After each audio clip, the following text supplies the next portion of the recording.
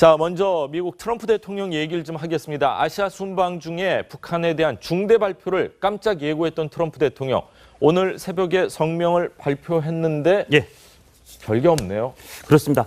오늘 방송 준비 때문에 제가 새벽에 나와 있었고 우리 국제부 조근 기자가 저한테 이 딱 성명 나오자마자 첫 보고가 이랬습니다. 부장, 그 트럼프 대통령에게 저희가 낚인 것 같습니다. 그렇게 보고를 했을 정도로 중대 성명이라고 했고, 그래서 이게 혹시 북한을 테러국으로 재지정하는 건가? 강력하게 나가나? 아니면 반대로 깜짝 전격적인 대화 국면으로 바뀌는 건가? 굉장히 관심을 많이 끌었는데 결국 내용은 트럼프 대통령 아시아 순방하면서 여기랑도 북핵 얘기했다. 여기랑도 비핵화 얘기했다. 이 나라와도 얘기했다. 어떻게 보면 약간 자기 자랑하는 거에다가 오히려 한미 FTA가 재앙이라는 부분이 귀가 솔깃할 정도로, 눈길을 끌 정도로 별 내용이 없었습니다. 예. 자, 중대 발표라고 보셨습니까, 위원님? 뭐 지진에 비하면은 중대 발표라고 할 수 없습니다. 예. 트럼프 대통령이 그런 식으로 발언을 해가지고 주목을 끌고 자기에 대한 지지를 높이는데 익숙한 정치인이기 때문에 이번에도 그런 식으로 화법을 구사한 것 같습니다. 자, 뭐 사실 트럼프 발언에 이어서 백악관까지 이 성명을 발표하면서 긴장감이 돌았습니다. 혹시 한반도와 관련된 뭐 중요한 발표가 있지 않을까 했는데 역시 뭐 트럼프식 과장 화법으로 봐야 할까요? 아니면 저희가 트럼프가 처음에 얘기했었던 걸 너무 크게 받아들였을까요? 뭐 여러 가지 가능성이 있다고 봅니다. 원래는 조금 중요한 내용을 발표를 하려고 하다가 여러 참모들과의 수기 끝에 좀 조정했을 가능성도 물론 있습니다만은 과거에 트럼프 대통령이 했던 행태를 봤었을 때 이번에 또한 이제 어떻게 보면 정치적 관심을 끌기 위한 그런 이벤트성의 가능성도 충분히 있다라는 거고요. 이제 그런 중대 발표가 있을 거다라고 했었을 때 국내 일부 언론에서는 무슨 북한을 테러국에 이제 재지정하는 게 아니냐 이런 논의들이 있었을 때 저는 그거는 아니다라고 봤습니다. 왜냐하면 지금 사실은 북한, 미국 사이에 상당한 정도의 대화가 오고 있다는 어떤 내용들이 지금 여기저기서 지금 나오고 있는 상태에서 지금 만약에 북한을 테러국으로 재지정을 하게 되면은 그 모든 것들이 다 이제 찬물을 끼얹는 그런 효과가 생기기 때문에 그렇게까지는 나가지 않을 거다라고 예상을 했는데 이제 막상 뚜껑을 열어보니까 이제 그 내용은 전혀 없었습니다. 그리고 지금 오히려 순방하는 중에 트위터나 이런 쪽을 통해서 이제 트럼프가 밝힌 입장은 대화를 하고 있다는 식의 유화책이라고 하는 암시를 미국 내에 머물렀을 때보다 훨씬 더 강한 내용으로 북한과 어떤 친구가 되고 싶다 이런 식으로 이야기를 한다고 하거나 이런 것들이 지금 있는 상황에서 외교적으로 찬물을 껴안는 어떤 언행을 하지 않을 거다라는 예상을 했는데 역시 예상대로 조용히 그냥 별 내용 없이 지나간 것 같습니다. 예, 고 박사님, 이 major statement 이 어원을 좀 해석을 해주시죠. 어떻게 받아들여야 됩니까? 중대 발표죠. 예. 근데 뭐 트럼프가 뭐 한국 언론 낚으려고 중대 발표를 했겠습니까? 예. 이 중대 발표라고 하는 게 아시아 순방 결과 보고에서 나온 거 아닙니까? 그러니까 이건 기본적으로 미국 국민을 대상으로 하는 겁니다. 그러니까 미국 국민을 대상으로 하는데 워낙 우리 처지가 아주 예민한 상황에 있다 보니까 우리 입장에서 관심을 안 가질 수가 없고 그러다 보니까 이런저런 추측이 나왔는데 그 추측이 된 내용들이 별로 발표가 안 됐으니까 이거 내용 없는 것 아니냐 지금 이렇게 돼 있는 건데 그것은 이제 우리 언론이 다소 좀 너무 예민하게 반응한 결과 이제 그렇게 된다는 것이고요. 제가 보기에 굉장히 중요한 메시지들이 여기 있습니다. 우선 시진핑 주석하고 트럼프 대통령이 이 두 가지에 동의했다는 거예요. 뭐냐면 전략적 인내가 실패했다는데 동의했고 중국이 그동안 줄기차게 얘기하고 있는 쌍중단 이거 효과 없다는데 동의했다는 겁니다. 트럼프 대통령이 시진핑을 구체적으로 거론하면서 얘기했으니까 아주 없는 얘기를 거짓말로 지어낼 수는 없는 거 아닙니까? 뉘앙스의 차이는 다소 있을지 모르지만 중국의 쌍중단 요구가 효과 없다고 하는 것을 시진핑 주석이 동의했다면 이건 우리한테 굉장히 중요한 의미입니다. 두 번째, 그보다 더 중요한 건 이겁니다. 북한이 중국에 핵을 보유한 북한이 중국에 위협이 된다는 점을 인식하고 북한 정권에 대해서 중국의 거대한 경제적 지렛대를 사용할 것을 약속했다 이랬습니다. 그러니까 시진핑 주석이 약속했다고 이해가 되는 대목인데요. 그렇네요. 자, 그렇다면 우리가 그동안 북핵 문제 해결을 위해서 중국의 역할이 중요하다. 중국이 지금처럼 미온적으로 할 게 아니라 원유 중단이라든지 하는 쓸 수 있는 최대한의 카드로 압박을 한다면 북한 문제를 해결할 수도 있을 거다. 평화적 방법으로. 예. 이게 그동안 전문가들의 대체적인 주장이었는데 여기까지 포함됐는지는 모르지만 어쨌든 이 트럼프의 설명은 그러한 논의가 시진핑과 있었다는 거잖아요. 예. 그리고 그것에 동의했다고 표현했기 때문에 그렇다면 중국이 북한에 대해서 평화적 방법으로 너네 문제를 해결하기 위해서 우리가 압력을 가할 수도 있어 라고 하는 메시지가 들어갔다면 지난 60일 동안 북한이 추가 도발을 하지 못한 이유도 어느 정도 설명이 되는 거거든요. 예. 그런 점들을 우리가 주목한다면 우리 입장에서는 상당히 중대한 내용, 메시지가 들어가 있는 발표였다. 저는 그렇게 읽는 것이 합당하다고 생각합니다. 그렇군요. 자, 60일 동안 북한이 추가 도발을 하지 않고 있는지 못하고 있는지 잠잠합니다. 아시아 순방 과거 이 성과를 내세운 트럼프 대통령. 지금 고 박사님 이야기를 들어봤을 때는 중국과 일정 부분 물밑 협상이나 접촉이나 교감이 있었다 이렇게 말씀을 하셨는데 많은 부분이 공감이 되는데 어떻게 생각을 하십니까? 그러니까 조셉 윤 육자 회담 미국 대표가 이제 이야기할 때는 이제 9월 중순부터 60일간은 일단 북한이 도발을 중단하면 그 60일 후에 미국이 북한과 대화할 의사가 있다는 게 확인이 된다. 그러니까 미국식의 쌍중단이죠. 예. 너무 이 북한의 도발이 격해지고 또 미국과의 이제 말전쟁이 일어나니까 이 국무부가 지향하는 외교적, 평화적 수단을 통한 북핵 문제 해결이 이제 가능성, 시작조차도 못했던 것이거든요. 그러니까 이제 60일 동안 일단 쿨다운하고 대화의 이제 기반을 마련하자 그런 것이 이제 받아들여졌기 때문에 북한 입장에서도 조용히 있었고 미국 입장에서도 일단은 북한과의 대화를 시도했습니다. 여기서 저희가 구분해야 될 것은 대화가 계속 있었다 그래서 그 대화가 어떤 구체적인 결과로 계속 진행되었는가 이거와는 또 다른 문제입니다. 예. 이 트럼프 대통령이 이제 아시아 순방길에 오르면서 비행기 안에서 굳이 테러 지원국 재지정 가능성을 언급한 것은 이 북한과 미국 간의 이제 대화가 진행은 되는데 북한이 계속 버티고 있다면 미국 입장에서는 좀 더 강한 약을 쓸 수 있다는 걸 보여줘야 되거든요. 예. 그래서 그렇게 호락호락하게 지나가지 않는다. 북한과 미국과의 대화의 전제는 무조건 비핵화가 돼야 된다.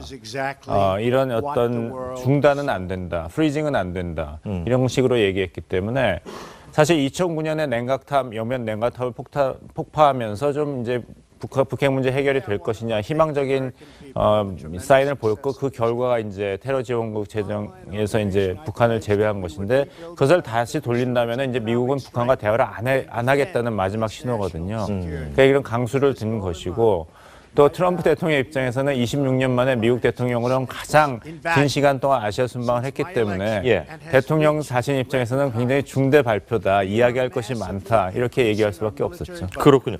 자, 중요한 게 내일 북한을 방문하는 숭타오 대사. 우리 통일부에서는 예전에 비해서 격이 좀 떨어지는 것 같다 했는데 지금 말씀을 종합해 보면은 중국이 북한에 대한 어떤 사인을 보내기 위해서 특사를 파견하는 거 아닌가 이렇게 느껴지네요. 예. 일단은 외부적인 모양만 보면 19차 당대회가 끝나서 그 전에 베트남, 라오스에도 같은 인물을 보내서 특사로 보내서 설명했었습니다. 중국이 원래 당대회를 하면 특사를 주변국에 보내서 설명하는 게 관례이기 때문에 대외연락부장을 지금 북한으로 보내는 게 아주 이례적이거나 특별한 상황은 아닙니다. 겉으로 보기에는. 그러나 말씀하신 것처럼 이 숭타오 특사 대외연락부장이 가는 시점이 트럼프 대통령이 지금 방중해서 시진핑과 만났고 또 시진핑 중국 주석이 에이펙 정상회의에 참석해서 여러 나라의 정상과 얘기한 직후이기 때문에 예. 그리고 사실은 어제까지만 해도 트럼프 대통령의 중대 성명에 혹시 대화 관련된 게 담길지도 모르기 때문에 그래서 아마도 이 숭타오 특사가 가는 게 굉장히 의미가 클 것이라고 했는데 여전히 의미는 클 가능성은 있습니다만 일단 트럼프 대통령 대회 성명이 조금은 내용이 덜했기 때문에 그 부분은 조금 기대가 줄어들었지만 어쨌든 가서 아마 그리고 직급은 그전에 갔던 유인산이 정치국 위원이었는데 지금은 중앙위원이기 때문에 조금 격이 낮다는 얘기를 하지만 그러나 이 숭타오가 시진핑의 꽤 친한 측근이고 대외연락부장이라는 자리가 결코 가벼운 자리가 아니기 때문에 예. 그 직급엔 제가 볼 땐 큰 문제는 없는 거로 보이고 가서 누구를 만나느냐 어떤 얘기를 속 깊은 대화를 하느냐 그게 아마 이번 그 북핵 국면의 아주 중요한 승부처의 하나가 될 수도 있다고 생각이 됩니다. 그렇군요. 자, 경제 이야기를 잠시 하도록 하겠습니다. 트럼프 대통령이요 북한 문제 외에도 한미 FTA 재협상을 언급을 했는데 우리나라 국회에 와서는 일절 아무 얘기가 없다가 미국 돌아가면 또 얘기를 하는데 이게 우리나라한테 하는 얘기입니까? 아니면 미국 경제계나 뭐 미국 유권자를 향한 좀 헷갈려요. 트럼프 대통령이 하는 이야기가 우리 국민을 위한 이야기인지 미국 국민들을 향한 이야기인지. 트럼프는 엄연히 미국의 대통령입니다. 그렇기 때문에 자기 유권 대부분의 어떤 말이나 행동이나 이런 것들은 자기 유권자를 향할 수밖에 없는 거고요. 뭐 외교를 한다거나 이런 거는 그야말로 자기네 국익에 이익이 되는 쪽으로 이제 하는 것 역시 자연스럽게 받아들일 수밖에 없는 상황이라고 저는 보고요. 이제 미국에 돌아갔기 때문에 또 자기를 지지해줬던 지지 세력들에게 어떤 선물 보따리나 이런 걸 이야기 안 할 수가 없는 상황이기 때문에 그런 부분에 대해서 언급을 하고 어떻게 보면 이제 좀 점수를 따고 싶은 그런 욕망은 있었습니다만은 그러한 국내에서 미국 국내에서의 행태가 우리나라로 하여금 어떻게 보면 우려를 나게 했던 부분이죠. 우리나라까지 와서 예. 저런 식의 대화를 계속해 나가면 어떻게 할까. 근데 다행스럽게도 우리나라에 왔었을 때는 예상과는 달리 외교적 관례를 잘 따랐고 어떻게 보면 점잖게 예. 많이 대해줬고 이제 일본에서는 오히려 조금 가벼운 어떤 행태가 있었습니다만 한국에 왔었을 때는 시간이 짧아서 그랬는지는 몰라도 진중한 모습만 계속 보였고 오히려 어떻게 보면 국내에 계신 많은 국민들이 트럼프에게 저런 면이 있었나라고 의아할 정도로 진중하고 어떻게 보면 한 나라의 대통령으로서의 제대로 된 모습을 보여준 측면도 분명히 있었습니다. 근데 돌아가서 앞으로 또 그러니까 아시아 순방을 했었을 때 그런 모습만을 보여줄 거라고 우리 국민들이 예상하면 안 될 거고요. 역시 미국 국내의 정치를 위한 어떤 자기의 득점을 하기 위한 계속적인 아마 행태는 보일 거다라고 저는 생각하고 있습니다. 예, 고 박사님. 네, 국내용이죠. 예, 그래서 미국 국내용이다. 그렇습니다. 예. 그래서 미국 대통령이 미국 국민을 향해서 하는 메시지에 우리가 일희일비할 필요 없습니다. 예. 그래서 뭐 중국 시진핑 주석이 중국 국민을 상대로 하는 말에 대해서 우리가 너무 예민하게 대응할 필요 없는 것과 같은 겁니다. 예. 그런데 제한적 무역 협정을 무역 합의를 재협상하고 있다 이렇게 얘기했습니다. 그러니까 제한적이라고 하는 단어가 조금 세게 보이지만 그 전에 트럼프가 선거 과정에서 했던 말이 있잖아요. FTA에 예. 관련해서 폐기를 계속해서 얘기했거든요. 이것에 비해서는 어쨌든 재협상하고 있다고 하는 것은 톤다운이 많이 된 겁니다. 그리고 이미 한미 이 양국 정부 사이에 재협상을 위한 준비가 시작된 셈이거든요. 그런 점에서 이거는 충분히 합리적 수준에서 우리가 우리 국익을 크게 손상하지 않는 범위 내에서 재협상하고 관리 가능한 이슈가 됐다. 이렇게 우리가 이해하면 될 겁니다. 그렇군요. 자, 한국과 중국이 갈등을 빚게 된 게 결국에는 사드 문제인데 우리 입장에선 뭐 삼불, 뭐 쓰리 노를 통해서 이 사드 문제가 봉합된 줄 알았는데 리커창 중국 총리가 문 대통령 회담에서 단계적 처리라는 이야기를 했습니다. 사드 문제 단계적 처리, 뭐 단계적으로 뭐 없애려는 겁니까? 무슨 의미입니까 이게? 단계적 처리를 굉장히 강조한 것은 이제 시진핑 주석이 문재인 대통령 회담할 때도 이제 책임 있는 행동을 요구한 거랑 같은 맥락으로 봐야 되겠죠. 여기서 또 저희가 읽을 수 있는 것은 아직 북미 회담이 어떤 그 구체적인 결과에 도달할 수준은 아니다. 그렇기 때문에 북핵에 대한 이제 방어를 위해서 들여온 미국의 사드가 어떤 중국과 한국이 합의할 수준 그런 여건도 아직 되지 않았다. 북핵 문제가 아직 떠 있으니까요. 예. 사드 문제도 계속 떠 있는 것이죠. 그래서 봉인이 될 수밖에 없지만 봉인이라는 것은 말 그대로 뜯으면 그만인 것이거든요. 해결이 된 게 아니기 때문에 중국 입장에서는 이 해석의 칼자루를 계속 유지하는 것이 아무래도 문재인 정부에 대한 레버리지를 계속 유지하는 데 유리한 것이죠. 예. 단계적인 해결이라는 것 말을 하면서 단계적인 것은 최종 목표가 있다는 뜻 아닙니까? 최종 목표는 결국은 중국은 한반도에서 미국의 사드를 철수를 요구한다. 그것이 최종 요구다. 이 입장에서 아직 양보할 준비는 되지 않았다.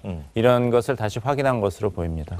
제가 한 말씀만 좀 드리고 싶은데, 예. 그러니까 중국은 강경화 장관의 산불 발언이 자기들에 대한 약속이라고 계속 주장하고 있잖아요. 그렇죠. 그러니까 그것이 1단계예요. 추가 배치 안 하겠다. 예. 근데 최종적으로는 지금 배치되어 있는 사드도 철수시키는 것이 최종적인 목표다. 그러니까 단계적으로 접근하겠다 이 얘기 아닙니까? 예. 저는 그러니까 리커창이 우리 대통령한테 이런 식으로 압박을 하고 있는데 저는 우리가 압박해야 된다고 생각합니다. 무슨 얘기냐? 제발 그렇게 빨리 만들어달라. 우리가 사드를 배치한 게 중국을 겨냥한 것도 아니고 그렇죠. 북한의 미사일 핵 위협에 대비하기 위한 방어형 아닙니까? 예. 그러니까 북한이 핵을 완전히 포기하고 비핵화를 하면 우리가 사드를 놔두라고 해도 철수시킬 거예요. 예. 우리가 그동안 우리 정부의 공식 입장이 그랬습니다.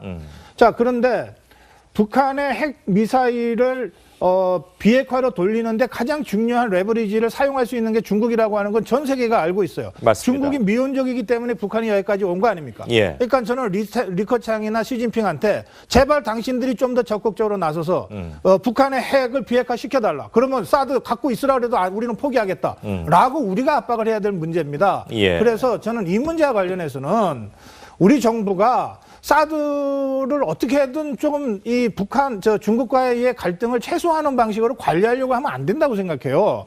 이것은 우리의 불가피한 방어적 조치이고 이렇게까지 온 데는 당신들의 책임이 크다. 예. 라고 하는 식으로 우리가 좀 더 강하게 나가야 된다. 맞습니다. 그것이 제가 계속 말씀드리고 싶은 거예요. 사드 문제를 사실 우리가 지렛대로 충분히 사용할 수도 있겠다. 정부에서는 뭐 이런 방향으로도 좀 많이 생각을 해줬으면 좋겠습니다. 자, 그 JSA를 통해서 북한 병사가 귀순을 했습니다. 그 과정에서 문 대통령께서 우리를 조준 사격한 것이 아니라고 해도 총알 몇 발이 넘어왔으면은 비조준 사격이라도 좀 했어야 하는 거 아니냐 이렇게 말씀을 하셨었는데 어떻게 보면 당연한 얘기인데 우리 군에서 현실적으로 그런 대응을 못했어요.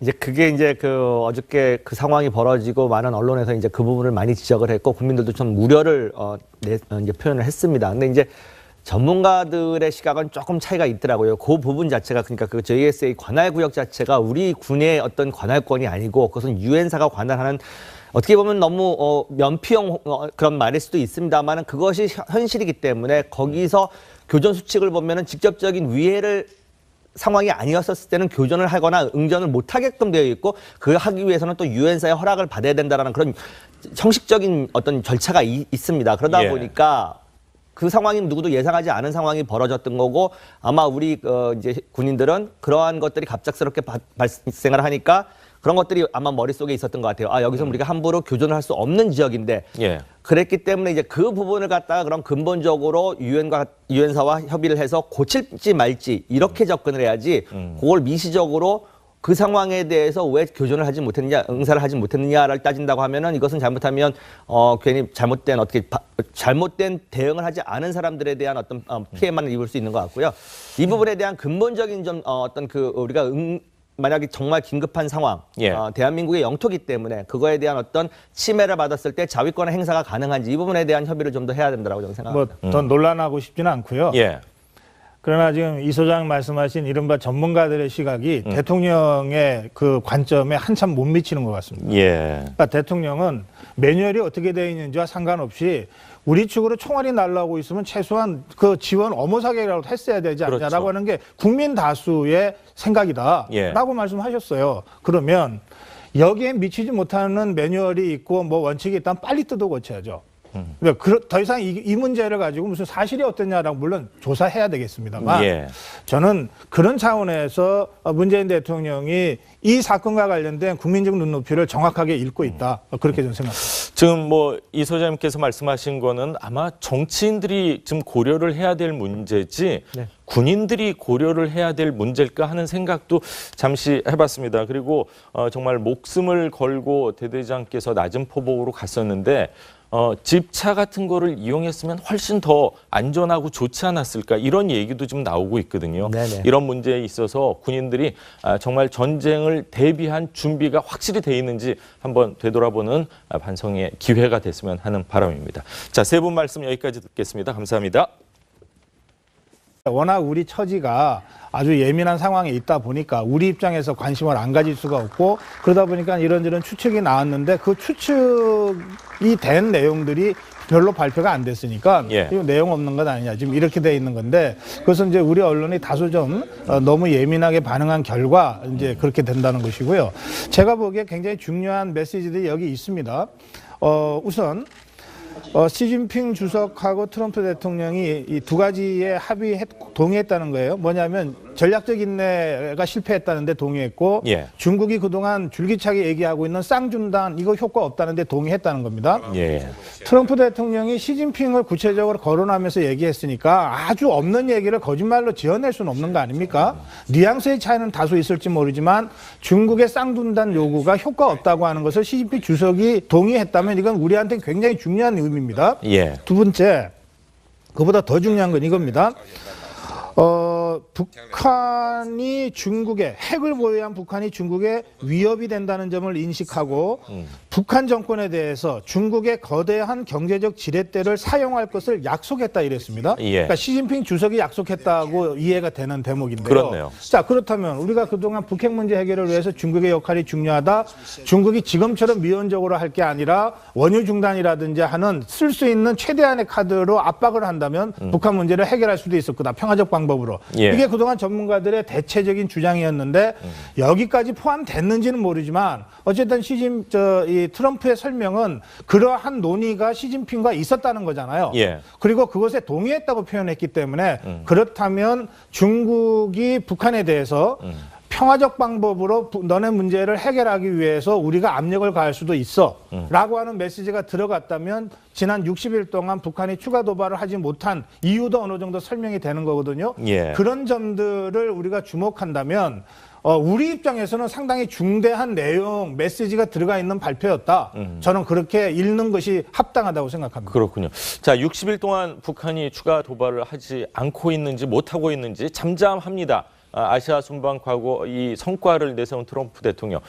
지금 고 박사님 이야기를 들어봤을 때는 중국과 일정 부분 물밑 협상이나 접촉이나 교감이 있었다 이렇게 말씀을 하셨는데 많은 부분이 공감이 되는데 어떻게 생각을 하십니까? 그러니까 조셉 윤 육자 회담 미국 대표가 이제 이야기할 때는 이제 9월 중순부터 60일간은 일단 북한이 도발을 중단하면 그 60일 후에 미국이 북한과 대화할 의사가 있다는 게 확인이 된다.